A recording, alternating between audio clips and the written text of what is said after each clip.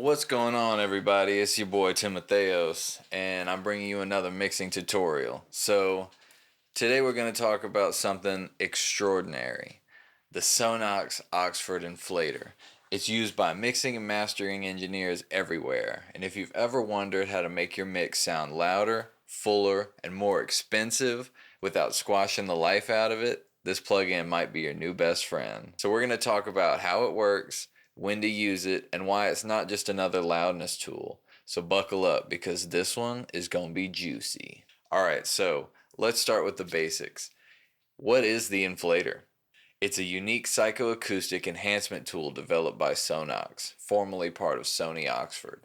And unlike a compressor or a limiter, it doesn't clamp down on transients or reshape your dynamics in a traditional way. Instead, it adds perceived loudness and thickness to your audio through a clever blend of harmonic generation and nonlinear processing.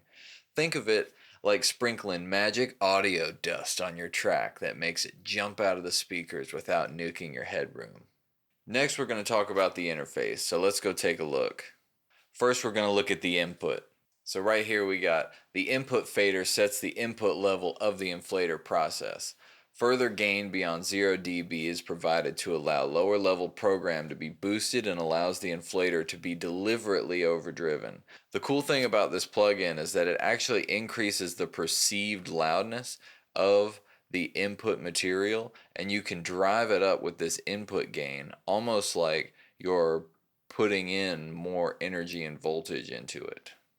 The effect fader sets the amount of the overall inflator effect that's applied to the program. Output overloads are entirely avoided when the effect control is set to its maximum position of 100%. So check this out. The way that it's actually intended to be used is with the effect knob at 100%. And then what you'll do is you'll go over to the curve and you'll bring that up to whatever feels right. If you want the most transparent setting, you're going to go all the way down to -50, and that's still going to bring you some harmonic content and a little bit of more richness to the signal, but it's not going to do too much. Whereas you keep it at a regular setting of 0, you're going to have the intended effect, and bringing it up from 0 all the way to 50 is going to give you a little bit more intensity from that effect to your liking. You can dial this into taste.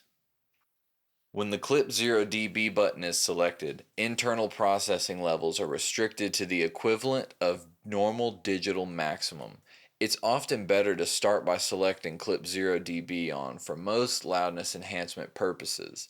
When deselected, signal peaks above the notional digital maximum can be accommodated, and much of the harmonic information can be included in the process signal, even though the peak output level will not rise above digital maximum. The band split function is offered as an additional mode. When band splitting is selected, the processing is split into 3 frequency bands to avoid intermodulation distortion. This mode is sometimes advantageous when there is relatively high amount of low, mid, or high frequency content.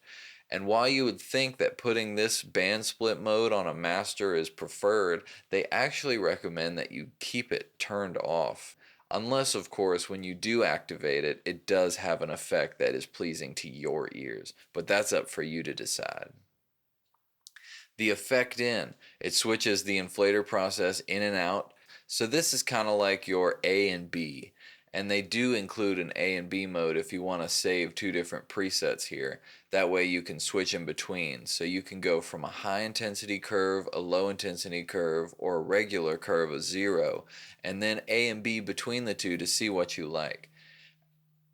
The curve fader modifies the processing characteristics and sonic effect of the inflator. Settings between 0 and +50 provide increasing fatness and volume enhancement. Despite rendering the signal significantly louder, the impression of considerable dynamic range is retained. Settings between 0 and -50 produce the most subtle changes to the sound. Overall loudness enhancement is minimal, but significant harmonic content is added to produce a richer, warmer sonic character.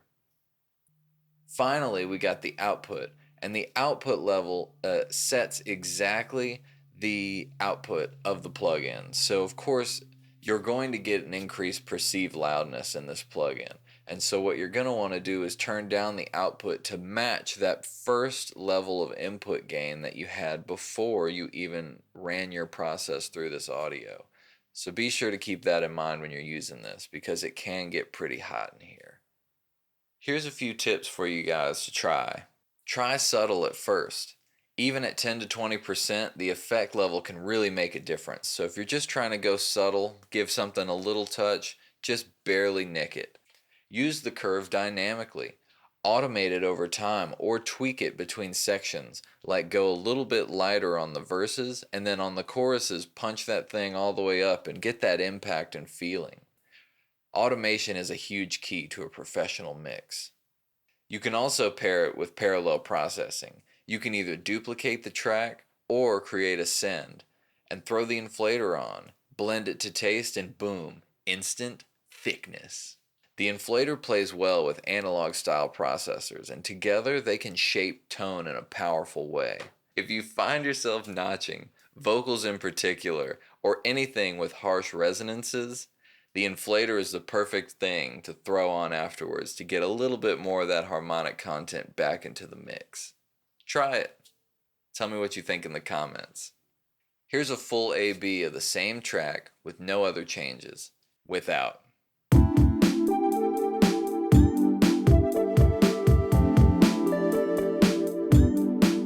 And with.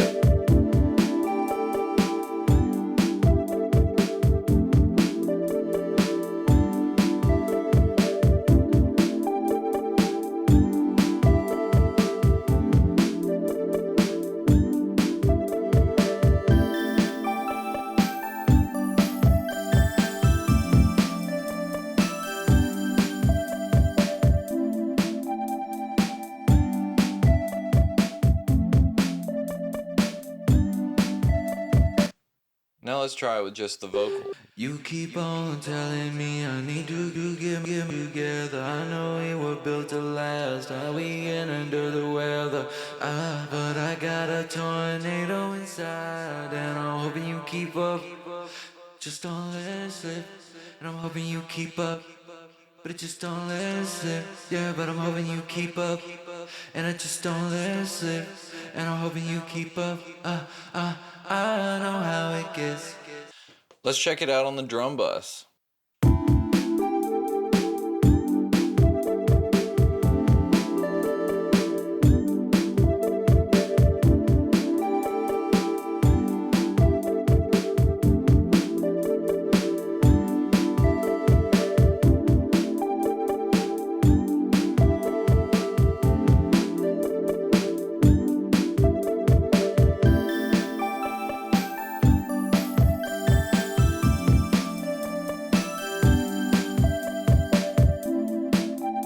So is the Oxford Inflator a magic bullet?